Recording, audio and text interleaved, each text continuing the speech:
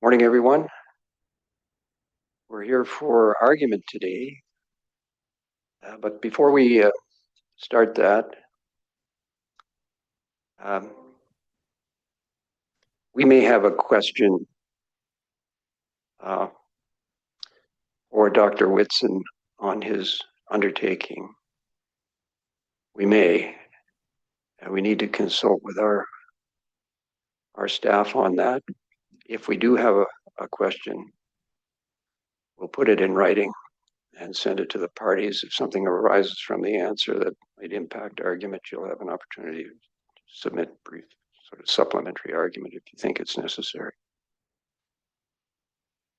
We also would like to ask a question or two to Mr. Dela Cruz regarding the duration of the pile driving. And I think it's a fairly succinct question that Mr. Watson will ask. And if that's satisfactory, Ms. Oleniak, I'd ask Mr. Watson to ask Mr. Dela Cruz that question. I don't think I formally released that panel. So if you agree that you're still under oath, Mr. Dela Cruz and Ms. Oleniak, we'll just let him answer. Good morning, Chair. That's fine with me. If Mr. Dela Cruz wants to confirm that and answer the question, that works. Yeah. Mr. Coyer, any difficulties with what I just proposed? No, sir, I don't have any difficulties with that. Thank you. Okay. So, Mr. Watson, go ahead, please. Thank you, Chair. Good morning, Mr. Dela Cruz. My name is Rob Watson. I'm Commission Counsel. Is it Grand Solar's intention to pile drive throughout the night? No, only daily hours. Only day hours. Okay. What do you consider daytime hours to be?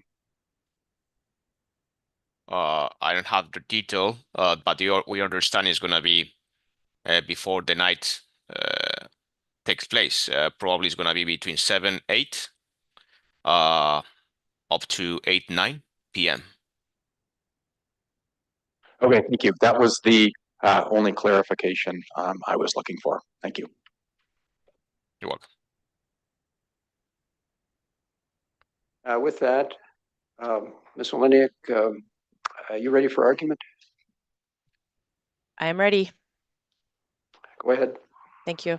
And I will note, Mr. Watson, that we also intended to address that exact point in argument as well. So we'll just touch on that too, because there were some commitments made around that. So good morning, Chair Larder and Commissioner Higgins. We're pleased to present final argument on behalf of the applicant in relation to its application for approval of the Blue Heron Solar Project.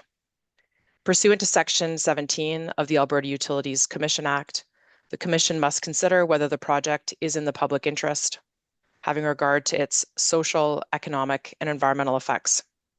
This consideration requires the Commission to assess and balance any negative and beneficial impacts, the project's adherence to regulatory standards, and the applicant's mitigation measures to address potential project impacts. Grand Solar respectfully submits that approval of the project is in the public interest. We'll discuss this in detail throughout our submissions. I'll begin with a brief overview of the applicant and the project. I will then address the two questions the Commission asked the parties to consider. After that, I will turn it over to my colleague, Mr. Presti, who will provide the applicant's responses to the principal concerns raised in the proceeding. Finally, we will conclude with a discussion of the relief sought by the applicant, including a request for alternative relief. Turning now to an overview of the applicant and the project. As noted in the opening statement, Grand Solar is a wholly owned subsidiary of Grand Solar Group, which develops and constructs wind, solar, and battery storage projects worldwide. The project represents an exciting prospect for both the local economy and Alberta's broader economic and energy mix.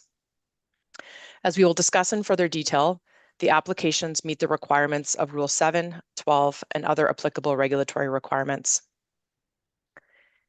In addition to balancing technical, environmental, and social concerns, the project delivers positive societal benefits.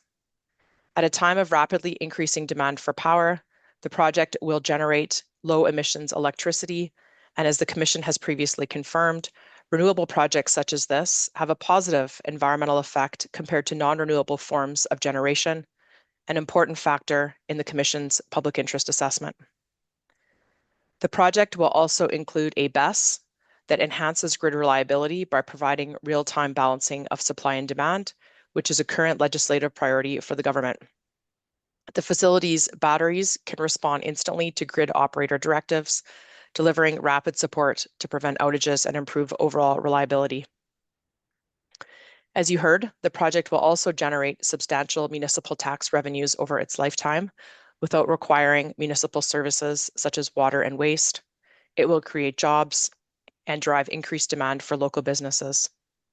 In short, the project benefits are significant and weigh heavily in favor of approval of the applications. I will now address the Commission's questions. On Monday, the Commission requested that Council address the following questions. Number one, the Commission's discretion to order an agricultural impact assessment for this project, notwithstanding that the requirement for an agricultural impact assessment under Section 4 of the Electric Energy Land Use and Visual Assessment Regulation is limited to wind or solar power plants on privately owned high-quality agricultural land, and that phrase, high-quality agricultural land, in the regulation is defined as the Class 1 or Class 2 lands. And the second question, the meaning of the word any in relation to the interim information requirement that an agricultural impact assessment is required if any Class 1 or Class 2 land is reported within the project footprint. I will address each of these issues in turn.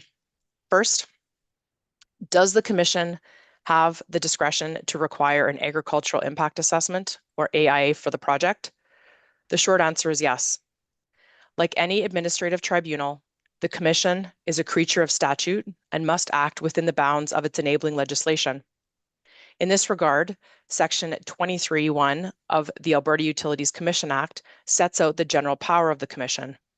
Section 23(1)A states, and I'm paraphrasing, that the Commission may order any person to do any act, matter, or thing that the person is or may be required to do under this act or any other enactment or pursuant to any decision, order, or rule of the Commission. As I mentioned earlier in my remarks, Section 17 sub 1 of the Alberta Utilities Commission Act directs the Commission to consider whether construction or operation of a proposed power plant is in the public interest, having regard to social, economic, and environmental considerations.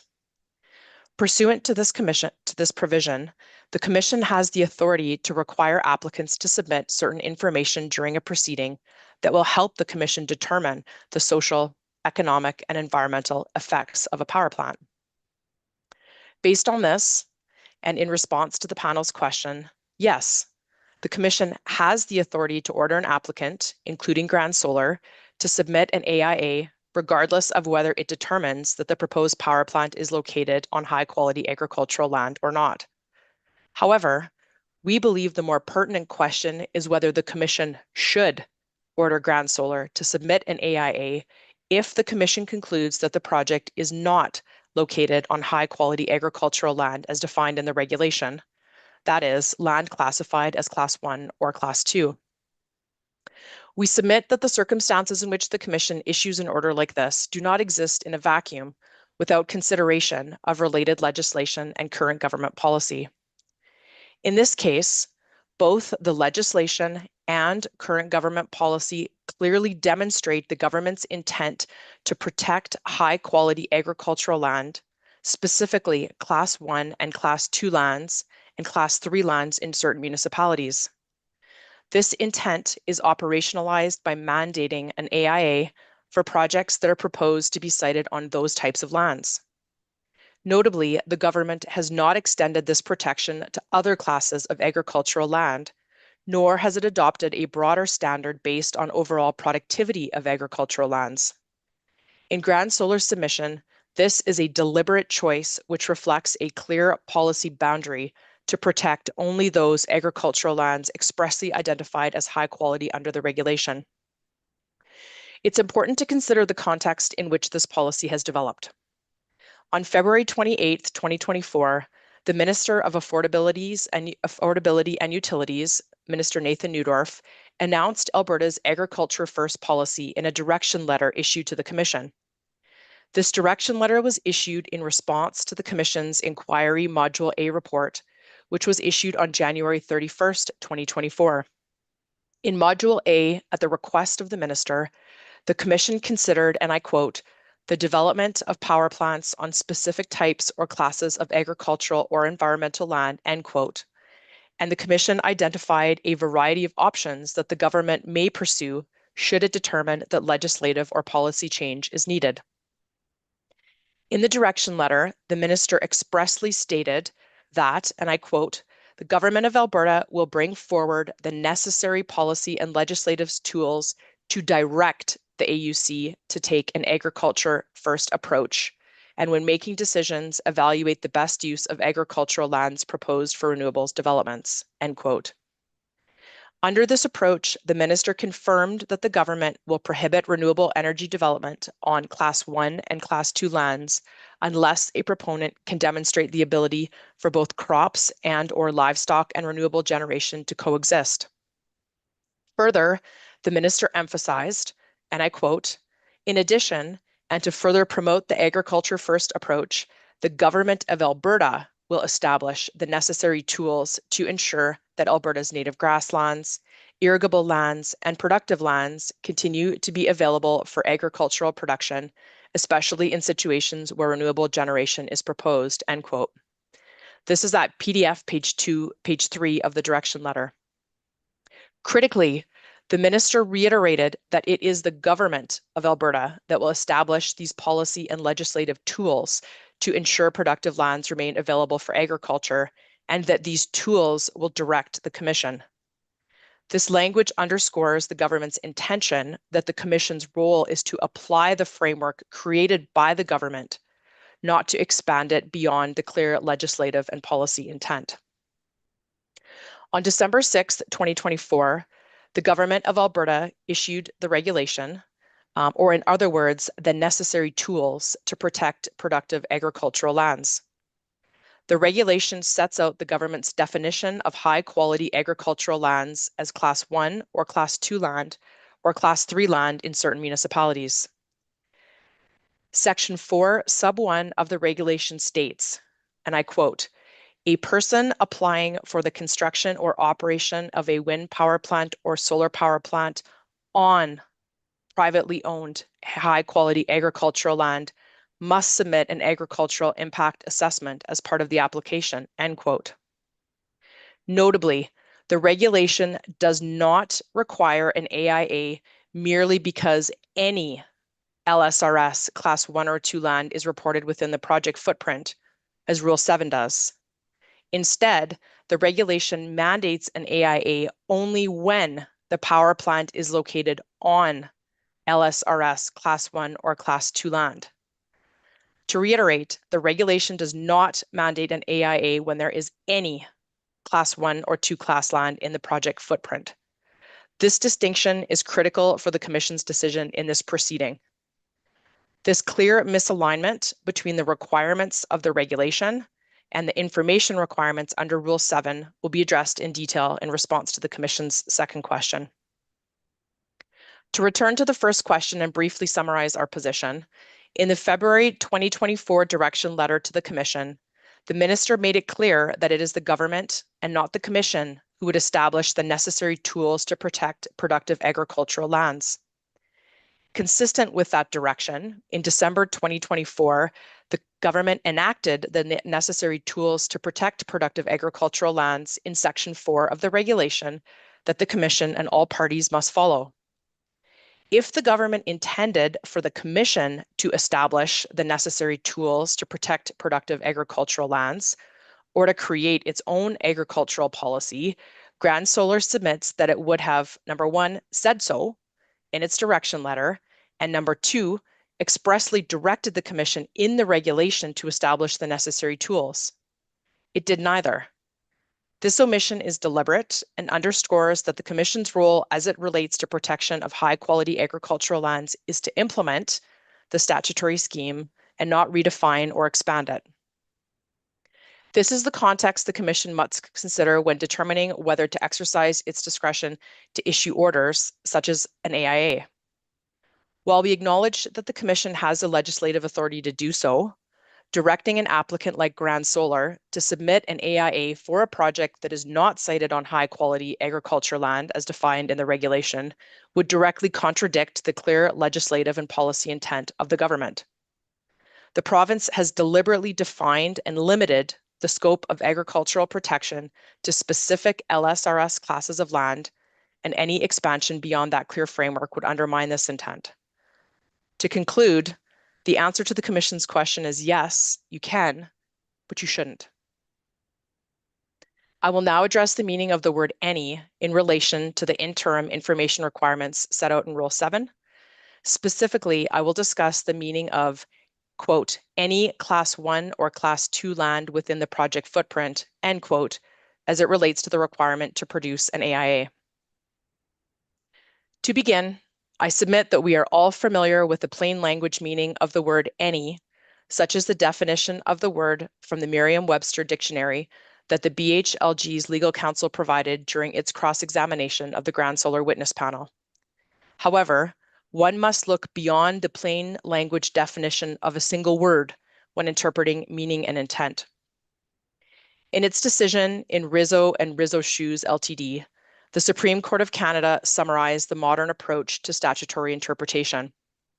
The Supreme Court was unequivocal, and I quote, "The words of an act are to be read in their entire context, in their grammatical and ordinary sense, harmoniously with the scheme of the act, the object of the act, and the intention of Parliament," end quote, or in the current circumstances, the legislature. More recently, in the Orphan Wells decision, the Supreme Court affirmed this approach and confirmed that a strictly textual or literal approach to statutory interpretation cannot stand. Therefore, the meaning and interpretation of the phrase any Class 1 or Class 2 lands must be read in the appropriate context and harmoniously with the entire regulatory framework and within the statutory context of the regulations enactment, which I've just discussed, and which informed the development of these interim information requirements. First, as I mentioned a few minutes ago, the government enacted the regulation on December 6, 2024, and Section 4A.4.1 states that a person applying for the construction or operation of a wind power plant or solar power plant on privately owned high-quality agricultural land must submit an AIA as part of the application. This section does not include the phrase any Class 1 or Class 2 lands within the project footprint. Instead, the regulation requires an applicant with a proposed project on high-quality agricultural land to submit an AIA. Section 1F of the regulation provides the definition of high-quality agricultural land as high-quality agriculture as land rated under the Land Suitability Rating System as Class 1 or Class 2 land. Notably, the definition of high-quality agricultural land in the regulation is not a project footprint that includes a few soil inspection locations of Class 1 or 2 soils. We submit if the government's intent was to require an AIA whenever there is any Class 1 or 2 class land within the project footprint, that is, whenever there is a soil inspection location of Class 1 or 2 soils within a project footprint, it would have done so, but it didn't. Shortly after the government enacted the regulation, the Commission published an updated version of the interim information requirements. Section 4 of the interim information requirements states that an applicant must, quote, submit an agricultural impact assessment if any LSRS Class 1 or Class 2 land is reported within the project footprint, end quote. Notably, the Commission did not publish the interim information requirements as a standalone document. Rather, they were appended to Bullet 2024-25. The first paragraph of the bulletin states, and I quote, "The Electric Energy Land Use and Visual Assessment Regulation was enacted on December 6, 2024. The regulation necessitates changes to the Alberta Utilities Commission's interim information requirements for power plant applications depending on their nature and location. This bulletin provides initial direction on how the AUC will apply this regulation, end quote. To reiterate, the Commission stated that its direction on how it will apply the regulation is in the bulletin, not the appended interim information requirements. On PDF page 1, the bulletin states, and I quote, all new applications for wind and solar power plants on high quality agricultural land as defined in the regulation filed after December 6, 2024 must include an AIA in accordance with Section 4 of the regulation, end quote. In other words, developers of projects cited on land rated under the LSRS as Class 1 or 2 land must submit an AIA. This is a different requirement than requiring an AIA whenever there is any Class 1 or Class 2 lands or a soil inspection location with a Class 1 or 2 rating, as is the case for this project. Grand Solar acknowledges that the phrase any Class 1 or 2 lands in the interim information requirements could, at first glance, suggest that the presence of a few sample inspection points with Class 1 or 2 ratings might trigger the requirement to submit an AIA. However, such an interpretation does not withstand a contextual and purposive reading. When considered harmoniously with the overall scheme of the interim information requirements, the bulletin, the regulation, and the clear intent of the government's new agricultural policy, it is evident this was not the intended outcome. Furthermore, the interpretation advocated for by the BHLG is inconsistent with both the purpose and context of the regulatory scheme, government policy, and the regulation. Section 4 of the regulation was enacted to ensure that projects proposed on Class 1 and Class 2 lands, not projects on lands that contain any Class 1 or 2 lands, or projects that have a few Class 1 or 2 sample inspection points, remain productive. A literal reading that ignores this purpose would distort the legislative intent and lead to an unreasonable outcome.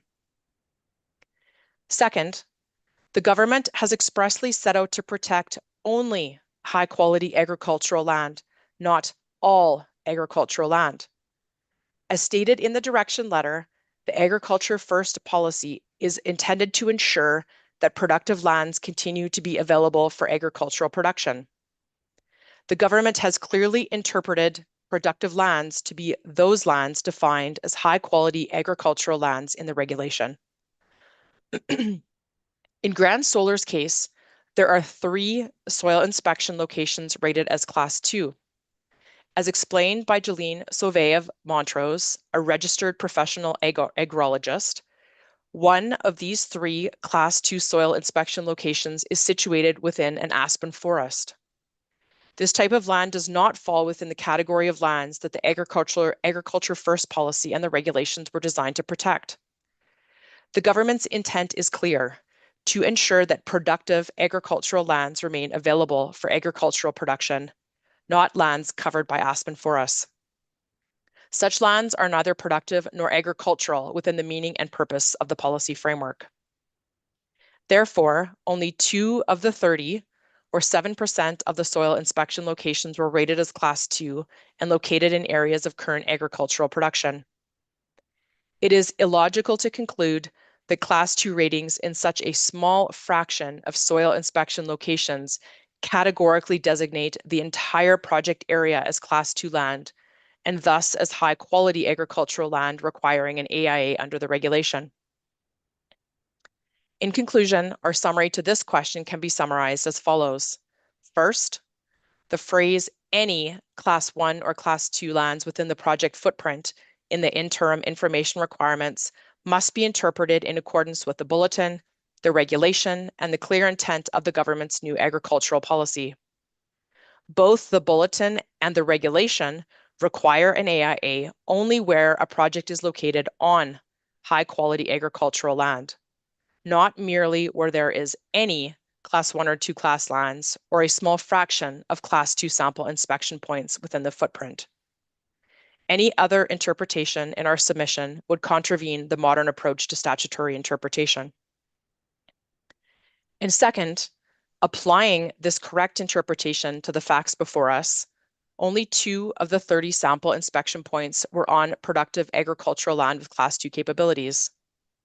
This does not establish that the project is located on high-quality agricultural land as defined by the regulation. I will now address the subject-specific concerns raised during this proceeding. I will begin with agricultural issues to the extent they have not already been addressed in our response to the Commission's questions. Following that, I will turn it over to Mr. Presti, who will address topics including best safety and emergency response, glare, noise, environmental impacts, and consultation. Ms. Oleniak, I wonder if we could just stop and concentrate on the 2 issues we asked you, the 2 legal interpretations, and then proceed with the balance of your argument, Mr. Presti's. Of course. What I'm hearing is that the Commission has the authority to order an agricultural assessment, but shouldn't. I think you used the word "but shouldn't," unless we find that the lands in question are Class 2 lands. Is that it in a nutshell? That's correct. And so the regulation would trump this general authority we have under Section 8. Is that correct? Not exactly. I guess the way I would start with is the Commission has to abide by the powers and obligations that are set out in the various statutory instruments. If the Commission required an AIA pursuant to Rule 7 for a project that was not located on high quality agricultural lands, that would not directly conflict with the regulation. The regulation doesn't state the Commission can't require an AIA for a project proposed on lands that are not high quality agricultural lands. But our submission is essentially that would not, for the Commission to exercise its discretion to do so, that would not align with the government's policy and direction on the Commission as to when it requires an agricultural impact assessment. And to interpret the interim information requirements in Rule 7 as requiring that, in our view, would essentially be the Commission expanding the agricultural policy on its own accord and in misalignment with what the government has determined is necessary for projects like this. Are you saying that the regulation, since it doesn't say we can't order one that is if the lands are not high quality, that we can, but we would be offside the government policy? Correct. Wouldn't the government policy be reflected in the regulation? Yes, that's exactly my point. The government's policy is reflected in the regulation. The government has directed the Commission to require an AIA when a project is proposed on high quality agricultural lands. The government's entire agricultural policy is focused on Class 1 and Class 2 lands. And so for the Commission to determine on its own authority that it requires agricultural assessments to be provided for projects that are not proposed on land the government has decided to prioritize, in our view, would amount to the Commission creating its own agricultural policy that is not aligned with the policy that the government has directed it to follow.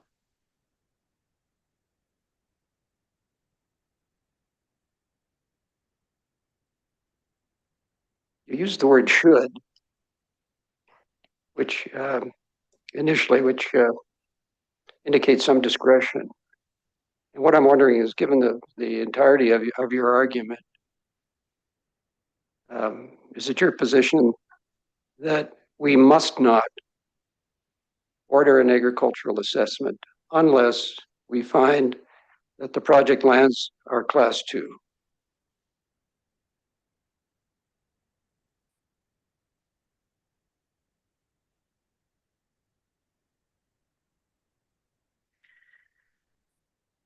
I'm not sure the regulation is the regulation doesn't prohibit the commission from necessarily doing it. I guess that's what I'm struggling with Chair Larder. It doesn't prohibit the commission from asking for it, but if the commission were to do so, the commission's actions would not reflect the government's policy and what the government has asked the commission to do. The commission would essentially sort of be going off on its own to create agricultural policy and new requirements for agricultural assessments. That's the part, sir, that I'm struggling with a little bit, because it's clear that the minister's direction letters to the government or to the commission are directions. The minister is asking the commission to do certain things, and then a law was enacted that requires the commission to do certain things, and then the commission issued a bulletin saying, in response to the law and these directions, here's what we're doing. So for the commission now to interpret its interim information requirements as going beyond what it's been explicitly asked to do and what it's required to do under the law, in our view, should not be done and is not appropriate. That's not the appropriate role of the commission in this case when it has clear direction from the government.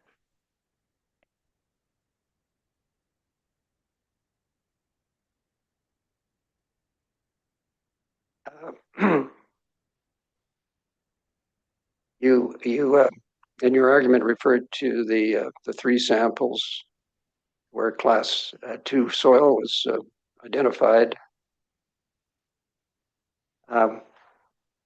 What percentage of class 2 soils on the project lands triggers agricultural impact assessment under the regulation?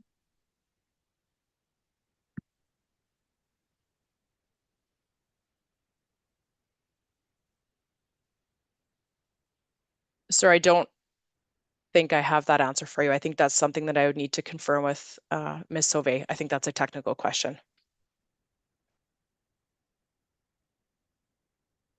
I don't mind you conferring if Ms. Sauvé is available. She's not with me. Okay. I think she might be listening to the live stream, but she's not here. It's something I could certainly undertake to confirm with her, and we could provide a response to the commission possibly during reply, if that would be helpful. Okay, and if you could take into account Dr. Whitson's undertaking, which as I read it, is his evidence is there's between 10 to 15% of class 2 lands on the project site. Yes, I saw that. I saw that comment. In determining what percentage triggers the requirement for an agricultural impact assessment. Those are my questions. Ms. Higgins, do you have any questions to this part of the argument? Yes.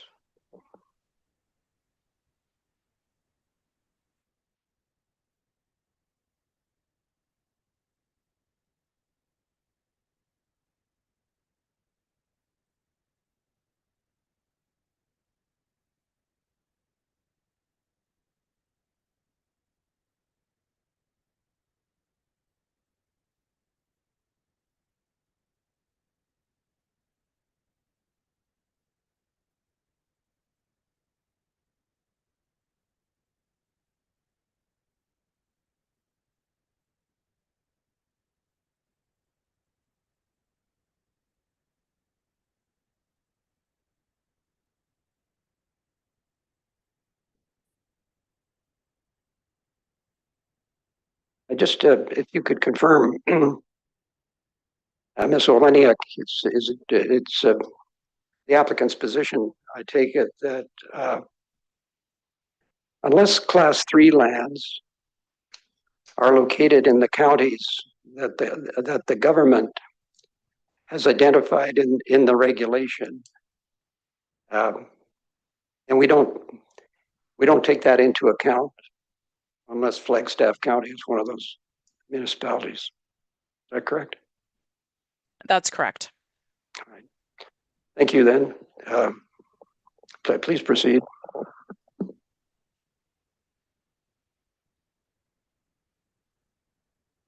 Turning now to the remainder of issues with respect to agricultural land use. And as I mentioned, much of the argument on this topic has obviously already been addressed in our responses to the Commission's question and in the discussion that we just had.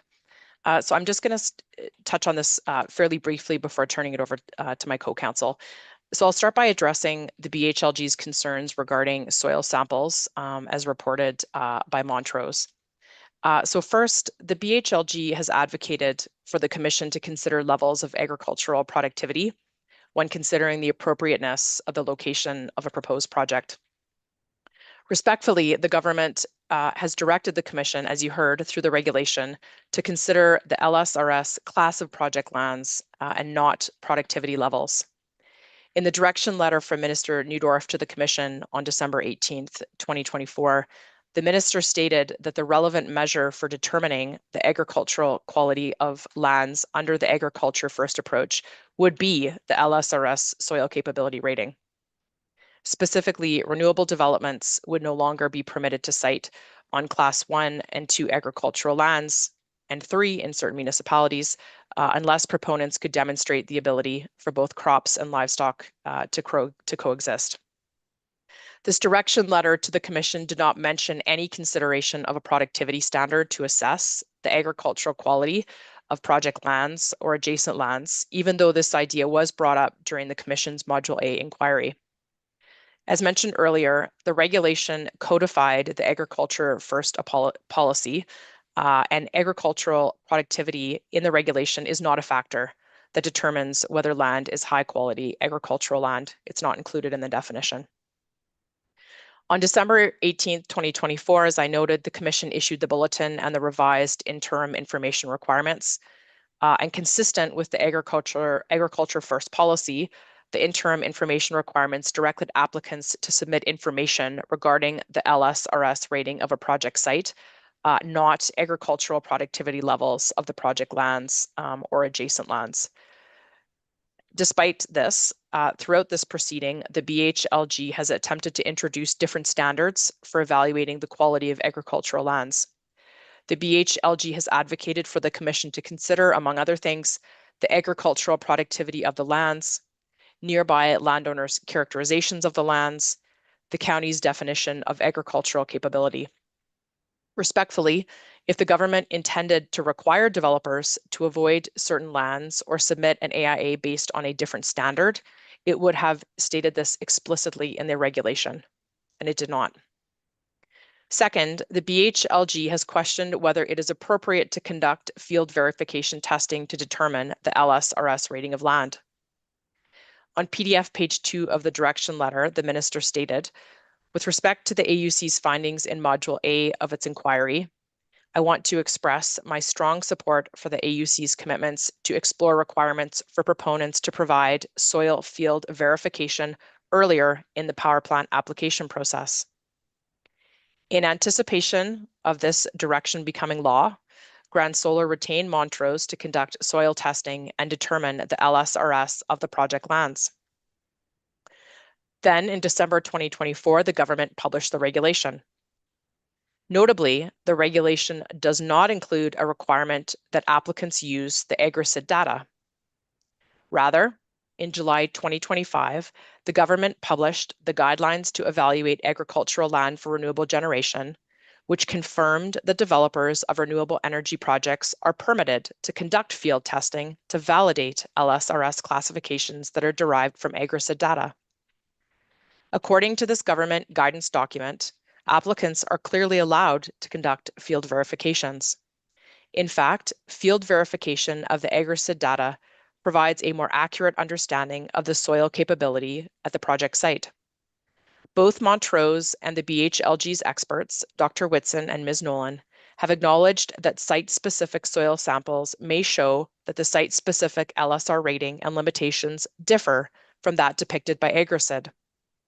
As well, in its decision on the Dulce project, the Commission acknowledged the limitations of AgriSid data when determining the LSRS rating of lands. Third, the BHLG and its experts suggested that there are inadequacies in the soil mapping conducted by Montrose. Yet, As stated by the BHLG's experts in Exhibit 103 at PDF page 5, the strengths of Grand Solar's soils and LSRS assessment should also be noted for the AUC's benefit. During his testimony yesterday, Dr. Whitson started by highlighting the strength of Grand Solar's soil sampling, noting that typically there are far fewer samples or only reference samples that were collected decades before. Dr. Whitson stated, and I quote, "I hope that Grand Solar's model becomes the new normal," end quote. Dr. Whitson proceeded to state that based on the initial soil map submitted by Grand Solar, he had concerns. However, he then stated in yesterday's testimony, in the revised soil map, I know what the dominant soil is in each delineation, and that after much back and forth between ourselves and Grand Solar, I believe that their LSRS calculations are reliable. Dr. Whitson also stated that he was satisfied that Montrose had captured the proper distribution of soil classes and that further testing is not necessary because, and I quote, "you'd still find the same relative proportion of class 2, 3, 4, and 5, end quote. We have highlighted these statements to illustrate the key issues before the Commission. This is not a case where the Commission must decide whether to accept inadequate test data. The BHLG's own expert has accepted that Grand Solar's LSRS calculations are reliable. Instead, the issue the Commission must decide is whether the results of 2 soil inspection points indicating Class 2 land within the footprint is sufficient to classify the project land as Class 2 and thus necessitate an AIA. Grand Solar submits that such a finding is wholly inconsistent with the provincial policy, the regulation, and the guidance document that the province issued in July. In short, the environmental evaluation and all supporting materials filed by Montrose throughout this proceeding conclusively established that the project is not located on high-quality agricultural land as defined in the regulation. In the alternative, if the Commission determines that an AIA is required for this project, whether by exercising its discretion or by concluding that the project is located on high-quality agricultural land, Grand Solar submits that neither conclusion is supported by the evidence, government policy, or the regulation. Nevertheless, Grand Solar will comply, as Grand Solar has already confirmed in response to the Commission's information request a few months ago. I will now pass this to my co-counsel, Mr. Presti, who will deliver the remainder of the applicant's argument. Before we do, you've made many references to the government's policy, and the enactment of the agricultural first policy is reflected in the regulation. Without getting into any factual determinations, if class 3 lands are as productive as adjacent class 2 lands, are we still handcuffed by the regulation? That may be the case. It's just as productive, but that doesn't matter. Productivity is irrelevant in determining high quality agricultural lands. That seems to go against the government's policy. Respectfully, sir, I don't agree with that statement. The government defined high quality agricultural land in the regulation based on land classification. That's it.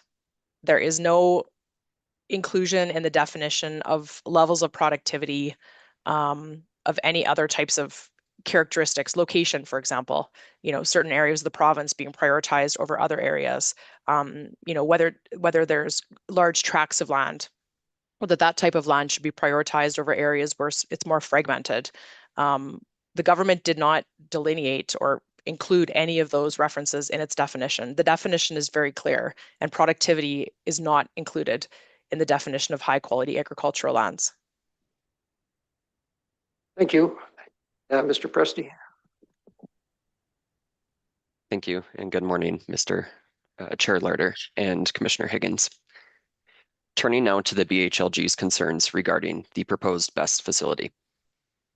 Throughout this proceeding, the BHLG expressed concerns that exposure to emissions from potential fires may impact nearby landowners. The BHLG retained Mr. Mark Polivka and Mr. Jason Binding of Integrated Modeling, Inc., or INTMOD, who provided a worst-case scenario air dispersion modeling report, commented on emergency response, and suggested a specific evacuation zone. The BHLG also expressed concerns regarding the emergency response planning and capabilities for responding to best fires in the county.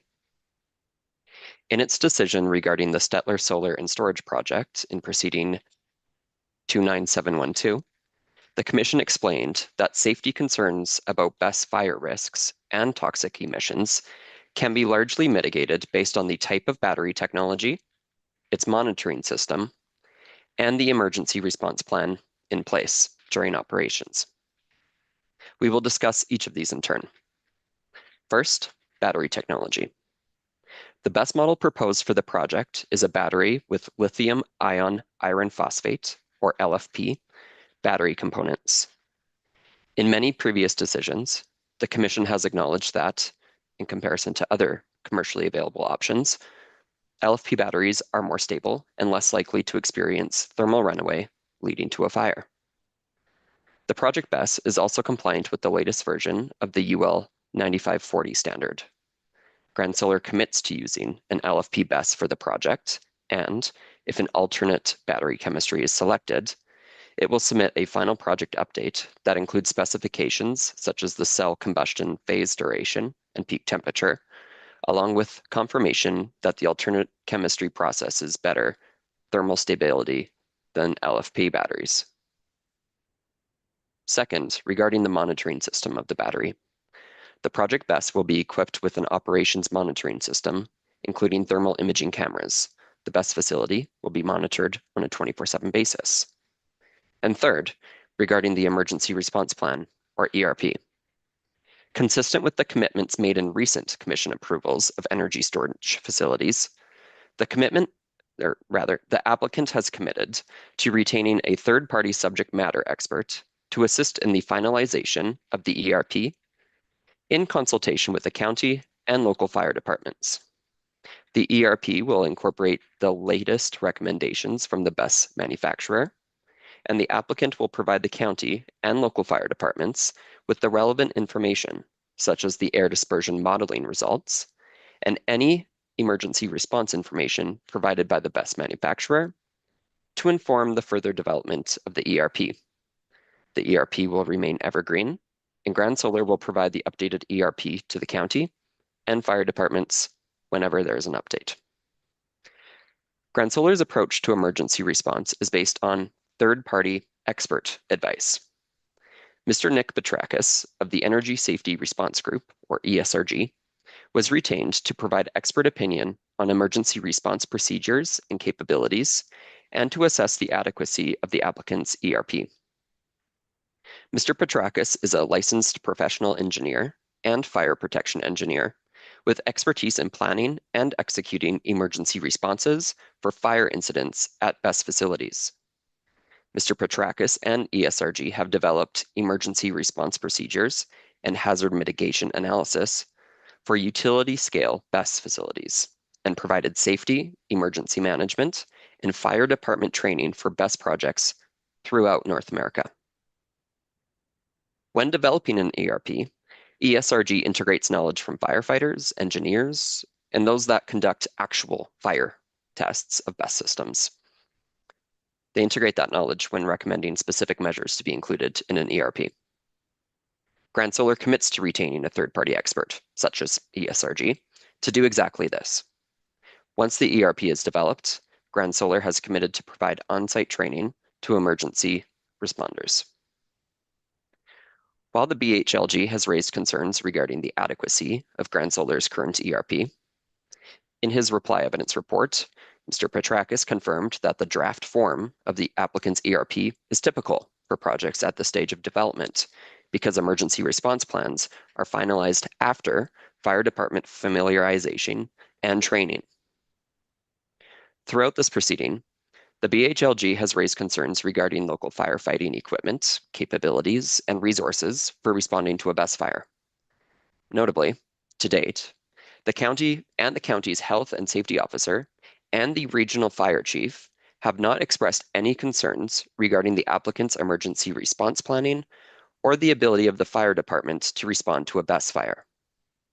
In the ESRG reply evidence, Mr. Petrakis explained that there is no special equipment required for municipal or volunteer fire departments to successfully respond to and manage a BESS-related fire incident.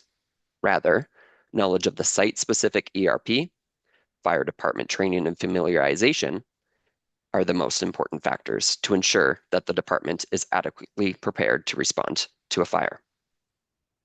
If water needs to be applied to the BESS fire, which ESRG does not recommend and has described as highly unlikely, there will be sufficient water available to do so. Grand Solar has committed to install on-site water supply if the fire departments determine that water shuttling is not feasible or preferred by the local fire department. In cross-examination, Mr. Petrakis was questioned regarding the response time of the fire departments. Mr. Petrakis explained that emergency response protocols will be put into motion before a fire even starts. Data from the 24/7 operations monitoring system will pick up any signature of a potential fire in the making. This information will then be relayed to the operations facility, where the subject matter expert will be alerted, and the fire department may then be notified and provided with the live data regarding the BESS facility. Therefore, Mr. Petrakis explained that, based on his expert experience, it is not necessary for on-site personnel to do anything during the interim period between the actual start of the BESS fire and the arrival of first responders beyond understanding the live data from the BESS facility. Lastly, Ms. Dahona asked Mr. Petrakis regarding questions regarding why ESRG does not recommend an evacuation zone based on the results of air dispersion modeling.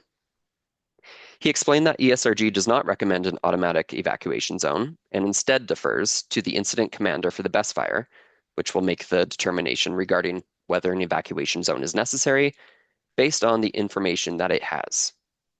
Input from a subject matter expert, along with other information, such as real on-site air monitoring equipment and the weather conditions, will inform the incident commander's decision as to whether roadblocks, evacuations, or shelter-in-place protocol are necessary. He also explained that his recommendation not to implement an evacuation zone as part of an ERP is based not only on his outreach with fire departments, but also on ESRG's firsthand experience in conducting large-scale fire testing and data from handheld gas monitoring conducted during real-world BESS fire events and ESRG's destructive testing. We acknowledge that Mr. Binding and Mr. Plivka disagree. They prefer the establishment, They prefer the establishment of an evacuation zone based on air dispersion modeling. We acknowledge that yesterday in Cross, Mr. Binding and Mr. Plivka confirmed that they do not have expertise in responding to a BESS fire. They have never been involved in preparing an emergency response plan for a BESS facility in Alberta. They do not have any training or experience as a firefighter or emergency responder for BESS facilities. They have never been involved in a response to a BESS fire. They have never conducted destructive burn tests, and they did not consult with local fire departments when preparing their evidence. Respectfully, Grand Solar submits that it is important for the Commission to consider emergency response planning recommendations from those who have expertise in emergency response planning, such as Mr. Petrakis. Yesterday, we heard concerns from the BHLG landowner panel regarding egress from nearby properties during a fire at the project facility. We understand that these concerns pertain to a fire at the BESS facility, as well as a fire occurring at the solar facility. We will address each. The conservative modeling of hydrogen fluoride provided by Mr. Dawson in Exhibit 19 indicates that the AEGL2 1-hour concentration exceedance of 24 parts per million could extend up to 136 meters from the BESS unit on fire, but only during specific and infrequently occurring meteorological conditions. As explained in Exhibit 80, the nearest residence to the BESS facility is approximately 1,200 meters away. We understand that Wayne and Shauna Lee Thomas, Daryl and Danielle Thomas, and Justin and Emily Hayes have one road for access and egress from their property. They must take Range Road 115, 121, or 120, respectively, to access Township Road 400 as their egress route. We note that these residents are located over 3 kilometers away from the BEST facility, and they are not required to travel in close proximity of the BEST facility when evacuating. Specifically, the closest that these residents will need to come to the BEST facility when evacuating is 2 kilometers away. These locations are in the map of the project in Exhibit 4. Regarding the solar facility, we understand that the solar facility runs adjacent to the egress route of Daryl and Danielle Thomas and Justin and Emily Hayes. Yesterday, when asked by Ms. Dahona, Mr. Daryl Thomas commented on whether he believes there are any specific mitigation measures that he would request in regard to safe egress during a fire. This is at pages 91 to 92 of the transcript from yesterday. And he explained that one form of mitigation would be upgrading the road ditches and widening the roads. When developing the ERP and applying for the municipal development permit, Grand Solar believes that it would be appropriate to, and in fact has committed to, consult with the county regarding any road upgrades and other safety measures required for the safe egress from properties during a fire at the solar facility.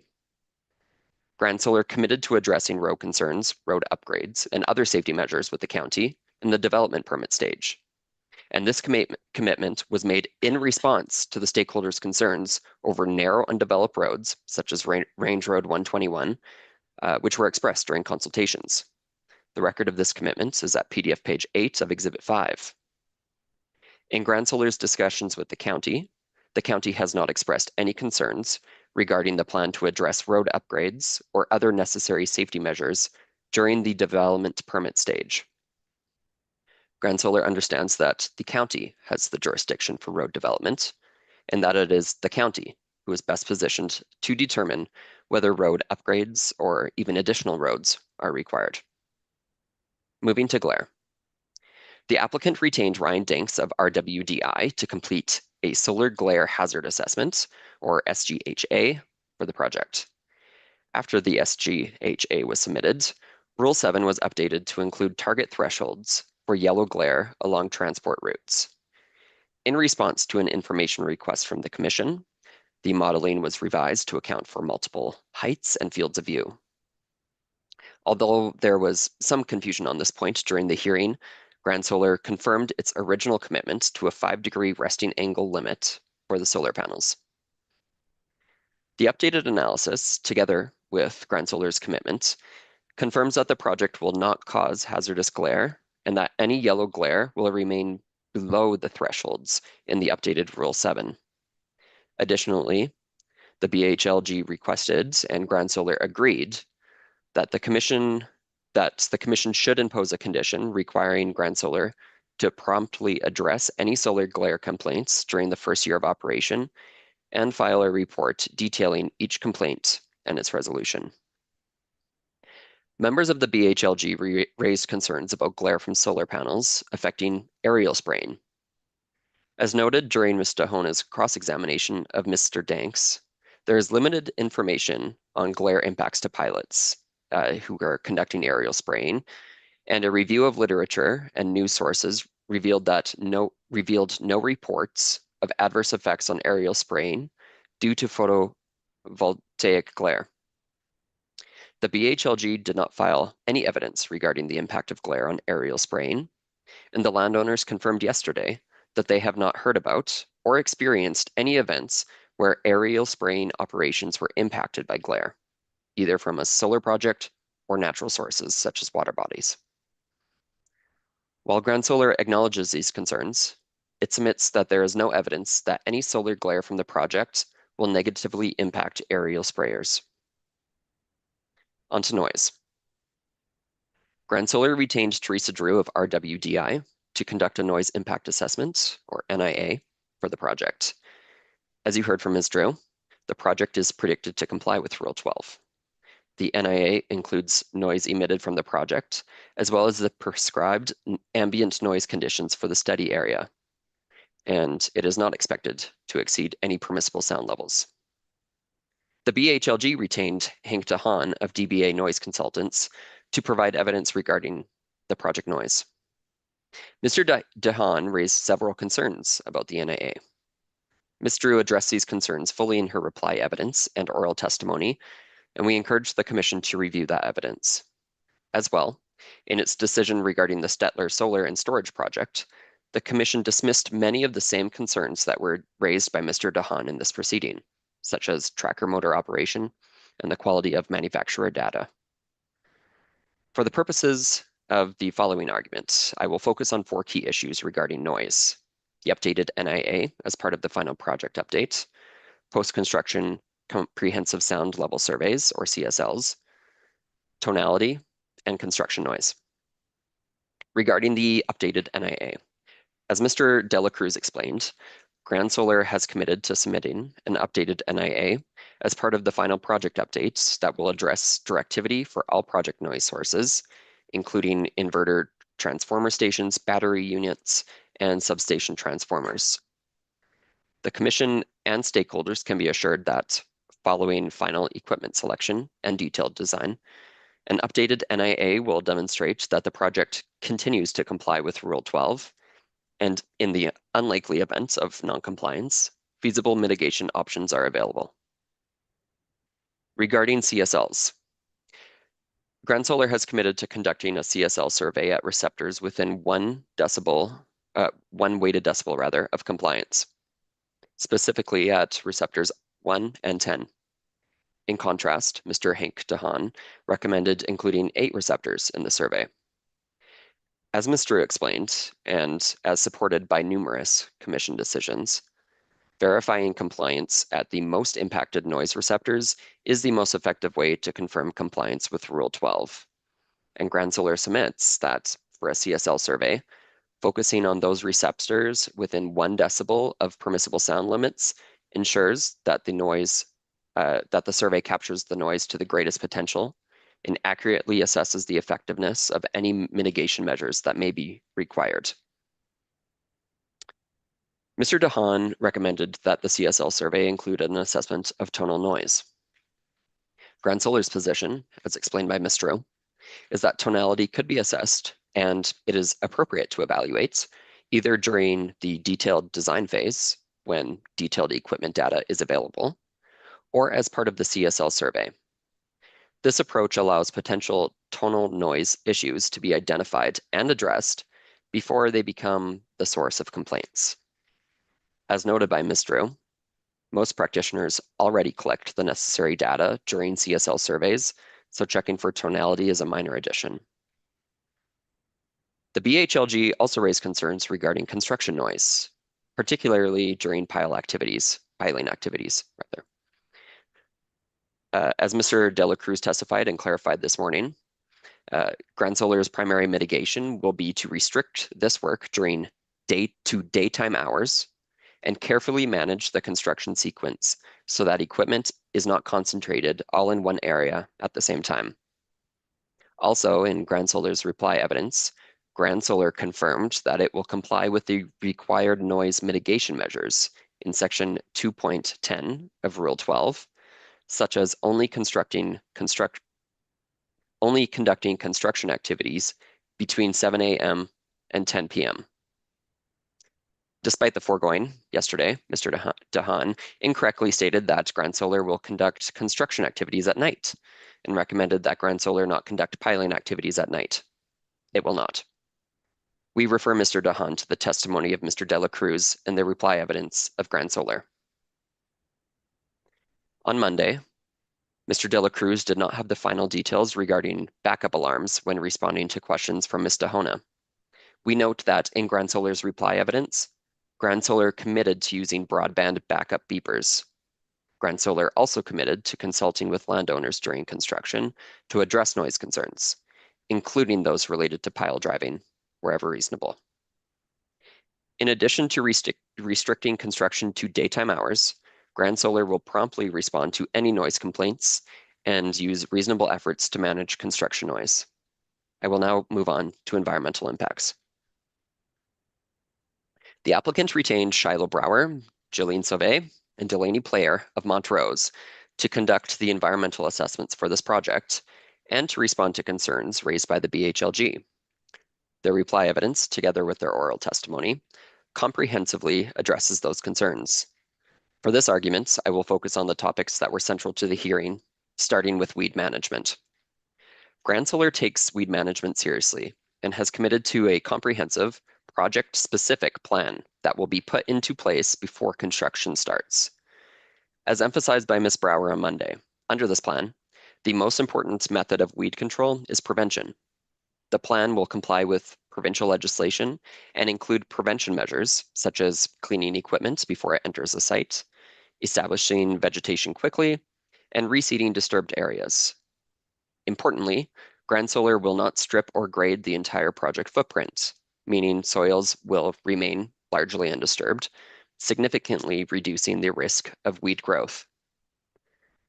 The footprint will be seeded with an appropriate mix selected in consultation with landowners and the county, ensuring long-term vegetation cover to reduce weed populations.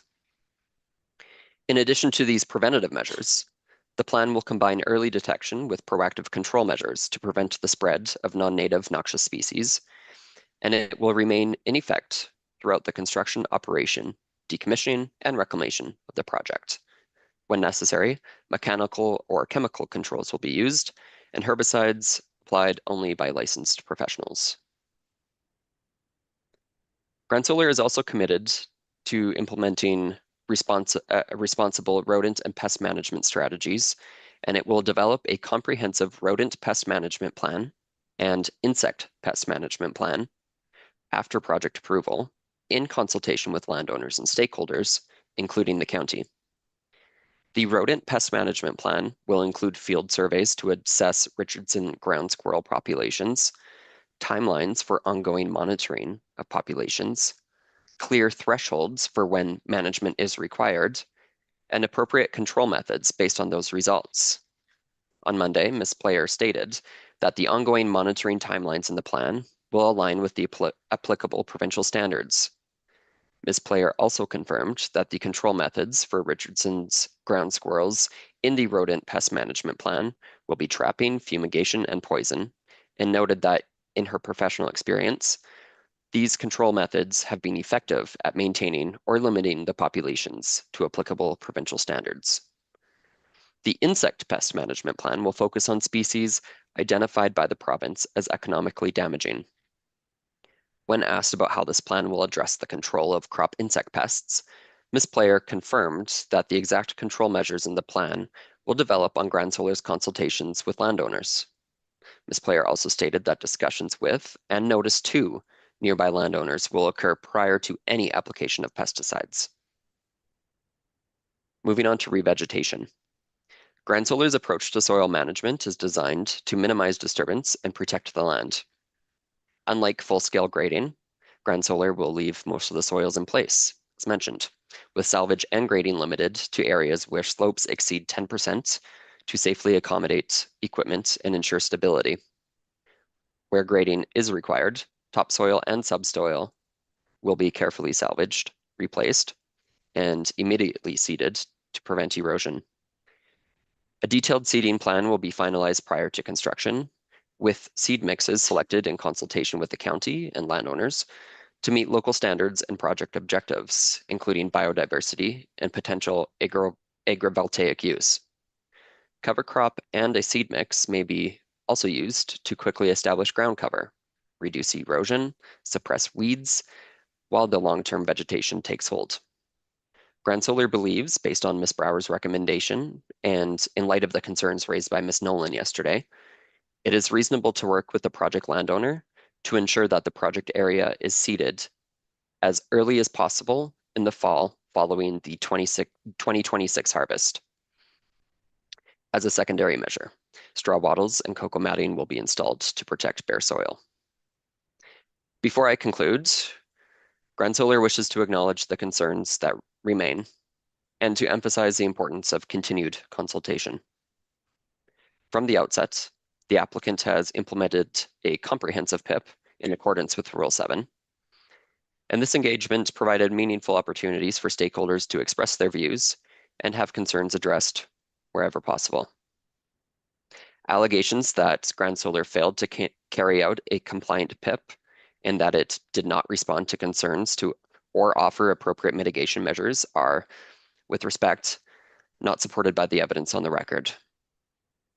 We refer to the Commission to Exhibit 5, the PIP report, as well as the detailed record of consultation between Grand Solar and members of the BHLG in Exhibit 89. Grand Solar has also made commitments to specific landowners in direct response to their concerns. For example, Grand Solar initially planned to remove the shelter belt of trees along the western edge of the project area, as shown in Exhibit 133 at page 48. However, Daryl and Danielle Thomas reported concerns regarding the visual impacts of the project if the shelter belt were to be removed. In response to this concern, Grand Solar committed to keeping and maintaining the shelter belt. Derek Rombo also raised concerns regarding the visual impact of the project from his property. Grand Solar offered to install vegetation screening to mitigate the visual impacts, and it has committed to discuss this screening, including the ongoing management of the vegetation, with Mr. Rombo. Pursuant to its undertaking from Monday, Grand Solar will file a commitment list with the Commission detailing the full suite of its commitments, many of which were made in response to the concerns of the BHLG. Now, despite these efforts, the BHL members' concerns remain unresolved. But as the Commission has previously clarified, a lack of agreement does not mean that consultation was inadequate. It simply means that the parties do not agree. The BHLG has made clear its opposition to the project, so it is not surprising that some of the concerns were not fully resolved. Grand Solar reiterates that it will continue to engage with the BHLG and other stakeholders in good faith, listening to concerns and addressing them wherever reasonable. Grand Solar values building respectful, long-term relationships with the community, and that principle will guide its actions as it moves forward. In conclusion, the applicant has planned and cited the project to reasonably avoid and minimize potential negative impacts. Considering the social, environmental, and economic benefits of the project, the applicant submits that the positive effects of the project clearly outweigh any potential negative impacts, and that the evidence in this proceeding supports a finding that approval of the project is in the public interest. Grand Solar's site-specific land suitability rating field assessments support a finding by the Commission that the project is located on Class 3 lands, meaning that the requirements of the regulation and Rule 7 related to high-quality agricultural land do not apply. On that basis, the applicant respectfully requests that the Commission approve the project as applied for. In the alternative, if the Commission finds that the project is located on Class 2 land, but is otherwise in the public interest, the applicant submits that a conditional approval is both appropriate and efficient. Such an approval could require that the applicant meet requirements of the regulation and Rule 7 as they pertain to high-quality agricultural land, including the submission of an AIA and an agrivoltaics plan to the Commission's satisfaction. Grand Solar suggests that this could be accomplished through a brief post-decision process rather than requiring a completely new application. This approach would preserve regulatory efficiency and respect the time and effort invested by all parties in this proceeding on other topics, while also ensuring that the requirements of the regulation in Rule 7 are met where applicable. Subject to any further questions, that concludes our argument. Thank you, Mr. Presti. Ms. Higgins, do you have any questions? Thank you. Sorry. Thank you, Mr. Presti. Couple of questions for you, sir. You noted that the county has not expressed any concerns regarding the plan to address road upgrades or other safety issues. Has the county expressed any positive feedback on the approach? Has the county expressed anything regarding this matter? The county has expressed its desire to address this fully during the development permit stage. To my knowledge, and subject to check with the client, there has not been negative or positive feedback necessarily. I was clarifying due to the conversation yesterday that or maybe perhaps it was Monday, that Grand Solar hadn't heard back from the fire department on comments either on the ERP. So thank you. For the pesticide for the Richardson ground squirrel, we heard yesterday that often it takes 7 days for the pesticide to take effect, and that over that 7 days there had to be, I'll use the word consistent treatment. And I'm not a veterinarian, so I apologize if I got that wrong. But if that is the case, will the treatment of the Richardson ground squirrels from a pesticide perspective be done in collaboration with neighbors, so there can be a more concerted effort to ensure that the requirement to apply the pesticide is achieved? I believe that is reasonable and subject to check with the clients. That is consistent with its approach to insect pest management, where it committed to consult with nearby landowners, provide them with notice when it is applied. So I believe that would be the commitment being made, subject to check. Thank you. Does Ground Solar have any concerns with the potential size of the project footprint that may require the cocoa matting or straw if the vegetation does not take hold prior to construction? I would confirm that with our environmental experts. I am not aware of any concerns with the size of the project that would require cocoa matting, or straw wattles. Right, we heard yesterday a reference. Go ahead. No, I was just going to chime in as well. My understanding of the testimony and of the reply evidence provided by Montrose is that the straw wattles and the cocoa matting are a secondary mitigation measure to be used in those areas where the vegetation doesn't take. So my suggestion to the commission would be that the primary mitigation measure is going to be what covers the vast majority of the project site, and only in those areas where the vegetation doesn't appropriately establish would that be used. So I don't think it's a situation where that secondary measure would be used over the entire project site. Thank you. And the last one I had was we heard yesterday about I'll use the word intermittent cell service and limited or lack of landlines with the residents around the project site.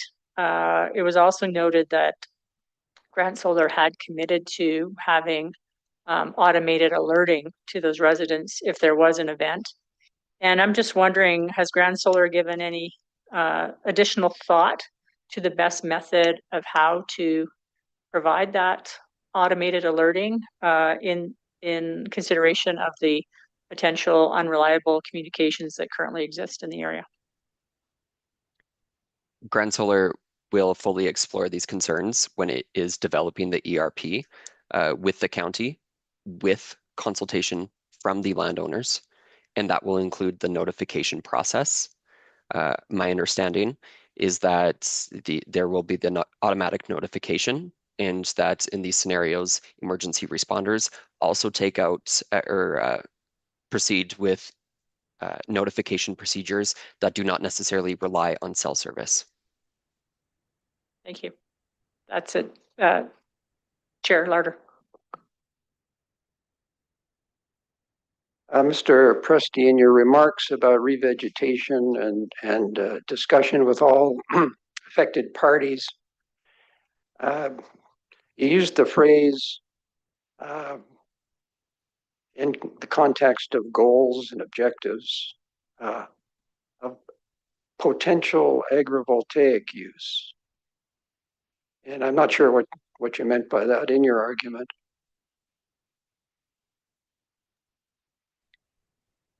Yes, the applicant has not ruled out the potential use of agrivoltaics within its project.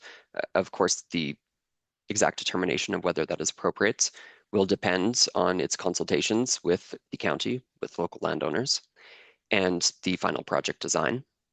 So that is what I meant by a potential to include agrivoltaics within the project site. And just to further add to what Mr. Presti mentioned, sir, that phrase that he stated during argument is taken from the Montrose reply evidence, which is Exhibit 133 at PDF 22. And in that evidence, Montrose indicates that the final project-specific seed mixes will be determined based on planned land use and goals during operation. And then it provides, in parentheses, examples such as agrivoltaics and biodiversity. So that's where that's coming from. And if that is adopted,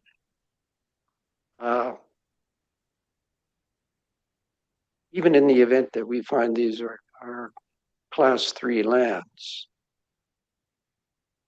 the adoption would comply with the regulation in terms of the requirements, the impact assessment. I think it's too preliminary to say what the nature is. As indicated in the evidence, agrivoltaics is something that is being considered for the site, but I don't think it would be fair to say that the applicant's intent is that the agrivoltaics plan at this point in time would comply with the regulation unless it was required to do so.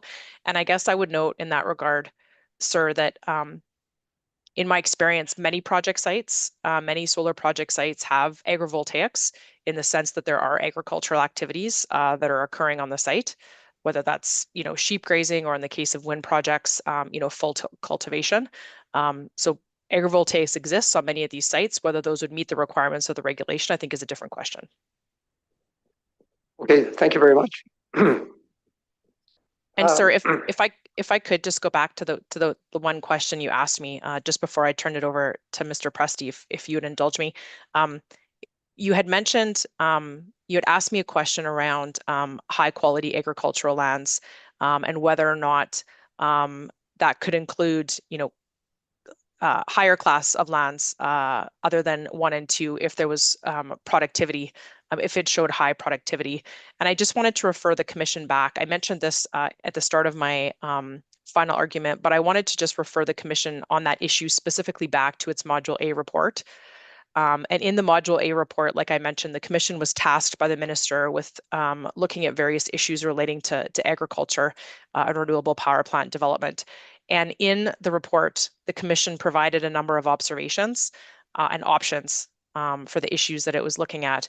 And the one observation I wanted to flag that it made with respect to agriculture was that the commission stated there is no consensus about which land constitutes prime agricultural land.